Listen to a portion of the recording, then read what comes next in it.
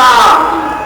সত্যি যদি মোদীজি আপনি সম্পর্ক ঠিক করতে চান, তাহলে শেখ হাসিনাকে তালাক দিতে হবে এবং এই আওয়ামী লীগকে সন্ত্রাসী সংগঠন হিসাবে ঘোষণা করতে হবে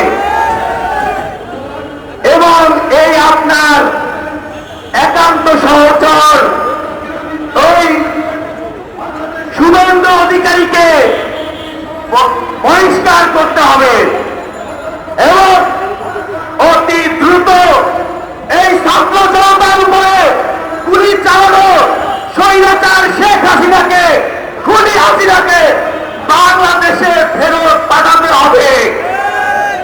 তারপরে বাংলাদেশের জনগণ ঠিক করবে আপনাদের সাথে সম্পর্ক রাখবে কি রাখবে না।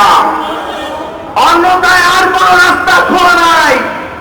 বাংলাদেশে দুটো যুদ্ধ জাহাজ পাঠাতে চান, বাংলাদেশের মানুষ, বাংলাদেশের আর্মি, বাংলাদেশের বিমান বাহিনী, নৌবাহিনী সেই 71 সালের 72 সালের নৌবাহিনী বা বিমান বাহিনী নয়। মনে রাখতে হবে এই আর্মি, বিমান বাহিনী, সেনাবাহিনীর সাথে বাংলার মানুষ যদি ভারতমুখী লং মার্চ ঘোষণা করে, আপনাদের পালানোর পথ কিন্তু থাকবে না।